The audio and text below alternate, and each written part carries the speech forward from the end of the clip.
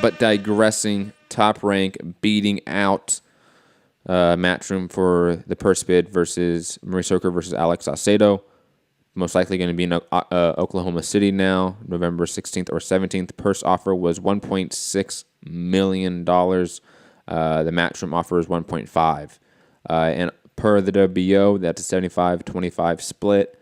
So Hooker's about to get $1.2 million. And Saucedo, even at the 25% split, is getting $400K. And I put that in perspective.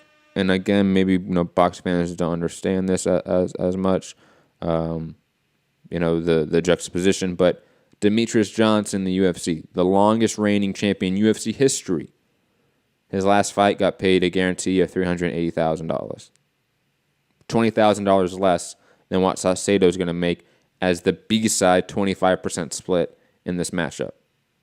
So regardless of, before we get into the fact that ESPN beat out DAZN in this situation, purse bids and these two entities having this big of a budget in the sport is going to lead to a lot of these guys getting massive paydays, gigantic paydays.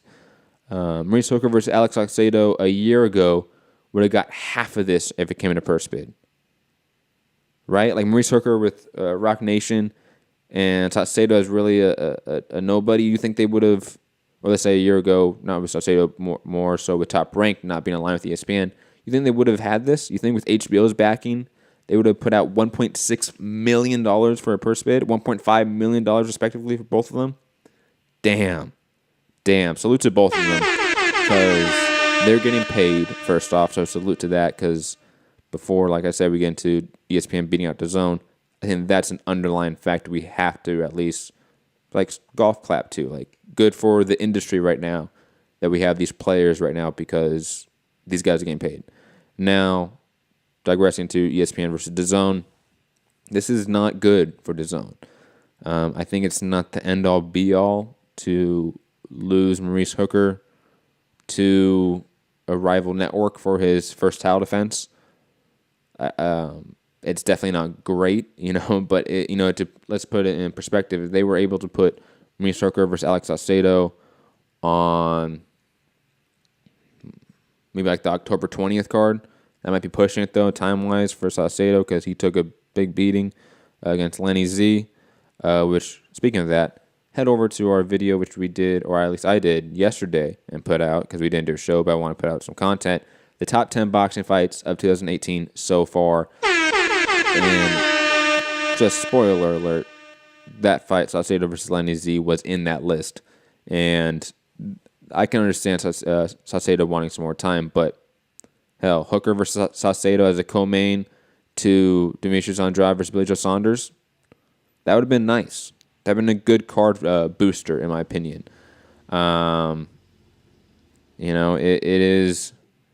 It's unfortunate. Though I will say this, on the plus side, if you're DAZN or Matchroom, you're not the one putting the money into this fight.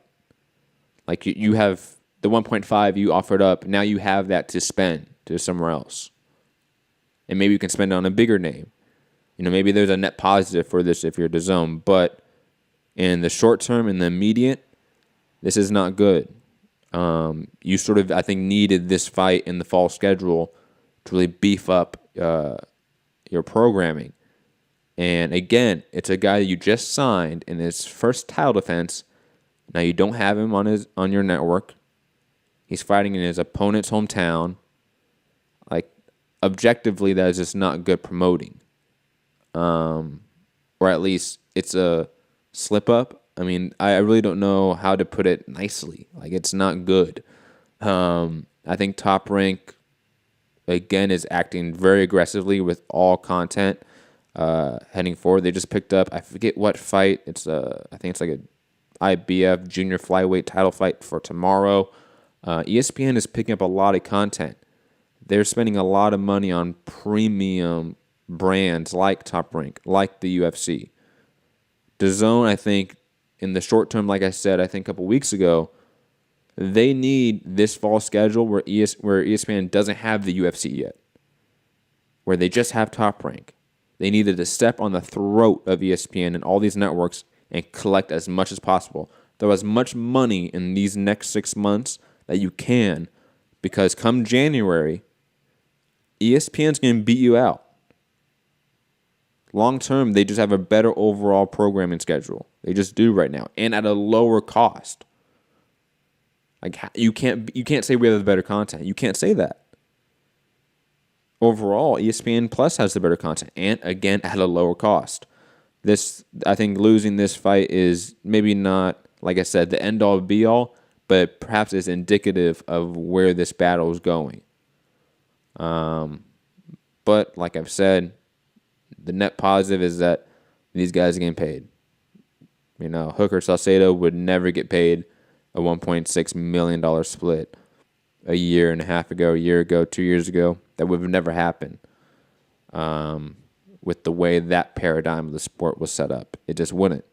Now it's completely different. Now there's literally hundreds of millions of dollars now infused into the industry per year that the fighters can now take up. That wasn't there before. Or at least it was, but it was only on one side. Now it's much more diverse. Now much more, there's many more players, I should say, that have these big budgets. It's no longer just Al Heyman with this big investing hedge fund that he has. It's now ESPN.